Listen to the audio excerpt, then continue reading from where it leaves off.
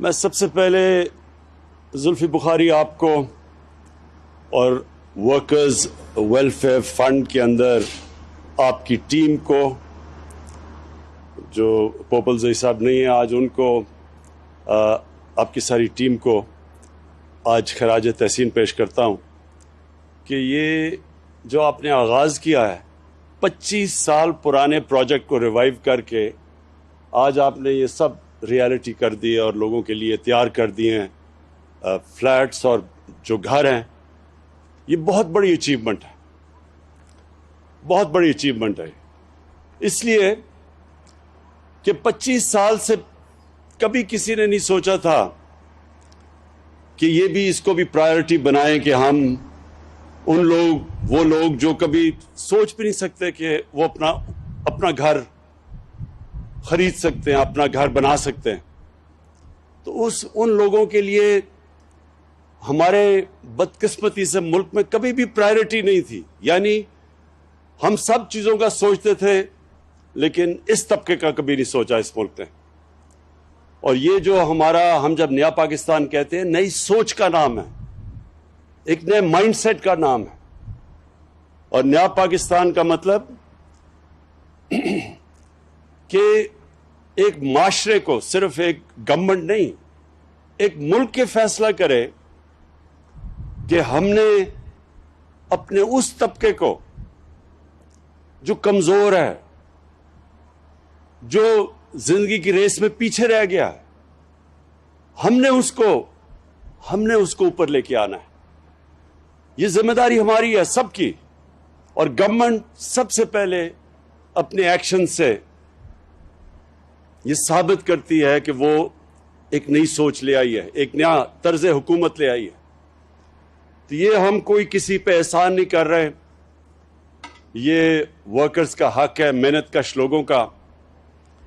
اور اب تک جس طرح زلفی نے بتایا کرائے پہ ملتے تھے گھر ورکرز کو، اب یہ ان کے اپنے گھر ہیں. یہ وہی کرایہ دے کے، وہ جو کرایہ ہوگا وہ قرضوں کی قسط میں چلا جائے گا اور وہ گھر بھی ان کا اپنا ہو جائے گا، اپنی مالکیت ہو جائے گی.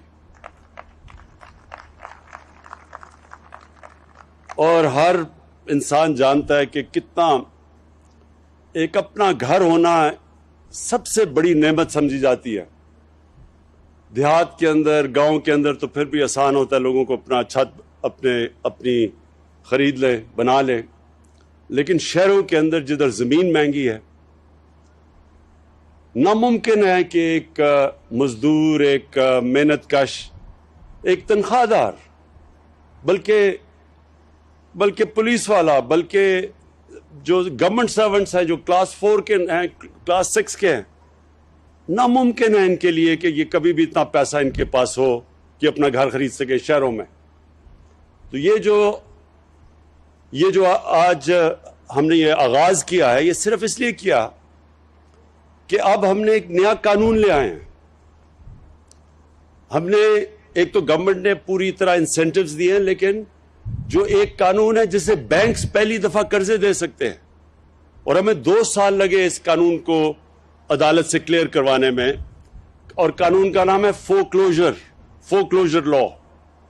یہ قانون، یہ جب تک عدالت سے ہم کلیئر نہیں کرواتے تھے تو بینک پیسے ہی نہیں دیتے تھے، قرضے ہی نہیں دیتے تھے. تو آج اگر ہمیں ڈیلے ہوا ہے، یہ جو ہم نے وعدہ کیا تھا لوگوں سے گھر بنانے کا، اس کی بہت بڑی وجہ یہ ہے کہ 2 سال کے بعد وہ فورکلوجر قانون عدالت سے کلیئر ہوا. اور اب ممکن ہے بینک سے پیسہ، یعنی بینک قرضے دیں گے، جس کو مورگیج کہتے ہیں. اور یہ کبھی بھی نہ ہم کر سکے اگر بینکس اس کے اندر شامل نہ ہوں. تو اب بینکس پوری طرح شامل ہیں. اور میں آج ادھر سے اسٹیٹ بینک گورنر رضا پاکر کو خاص طور پہ پھر سے تاکید کرتا ہوں کہ سارے پرائیویٹ بینکس کو جنہوں نے وعدہ کیا ہوا ہے کہ تقریباً 380 ارب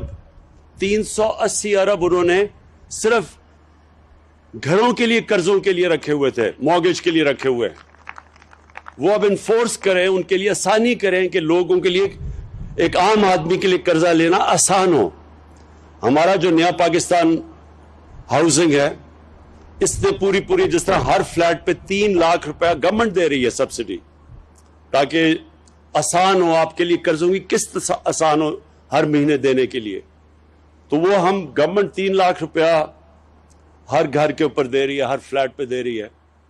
اور اس کے علاوہ ہم نے جو سود ہے وہ بھی روک لیا۔ ہم نے گورنمنٹ یہ انشور کرے گی کہ 5% سے اوپر سود نہ جائے، تو 20 سال تک یہ سود وہی رہے گا۔ بشک ہمارے ملک کا سود اوپر چلا بھی جائے خدا نخواستہ، لیکن لوگوں کو 5% سے زیادہ کبھی بھی سود نہیں دینا پڑے گا۔ اور اگلے 20 سال تک آپ کے پاس موقع ہوگا آہستہ یہ قرضوں کی قسطیں دینے کا۔ اور یہ آج آغاز ہے۔ 1500 فلیٹس، اب اگلے فیز میں پھر سے 1500 فلیٹس اور پھر پشاور میں اور ساری جگہ کام شروع ہو گیا ہے۔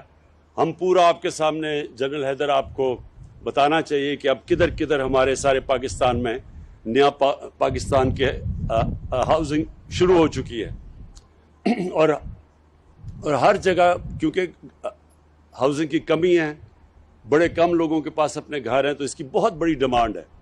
لیکن انشاءاللہ یہ جو آج آغاز ہو گیا ہے، مجھے خوشی اس چیز کی یہ ہے کہ ایک پہلی دفعہ ہم اپنے اس طبقے کو، جو میں پھر سے کہہ رہا ہوں جن کے پاس کبھی بھی کیش نہیں ہوتا تھا گھر لینے کا، پہلی دفعہ وہ طبقہ اب اپنے، یعنی سب سے بڑی خواب ہوتی ہے کہ میرا اپنا گھر ہو، تو انشاءاللہ یہ اب شروع ہو گیا۔ اور ہم آپ کو میں یقین دلاتا ہوں کہ جیسے جیسے حکومت کے پاس ہماری آمدنی بڑھتی جائے گی، ہم اور زیادہ پیسہ لگاتے رہیں گے اس ہاؤسنگ کے اوپر، ہم اور زیادہ موقع دیں گے کہ ہمارے وہ لوگ تنخواہ دار محنت کش لوگ، وہ ان کے لیے آسان ہو اپنا گھر خریدنے کے لیے۔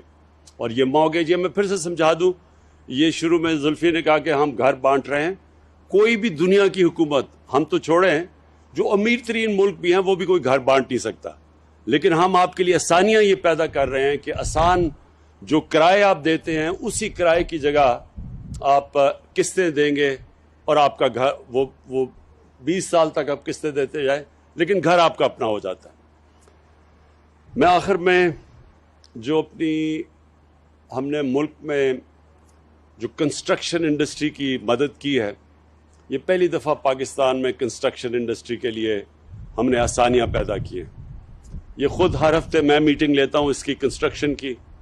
آج پاکستان میں اس کے باوجود کہ کرونا کی وجہ سے ساری دنیا متاثر ہوئی، ساری دنیا کے اندر ان کی معیشت کو نقصان پہنچا، اگر پاکستان آج بچا ہوا ہے تو اس کی سب سے بڑی وجہ ہماری کنسٹرکشن کی انڈسٹری ہے، جو کہ آج سب سے تیزی سے آگے بڑھ رہی ہے۔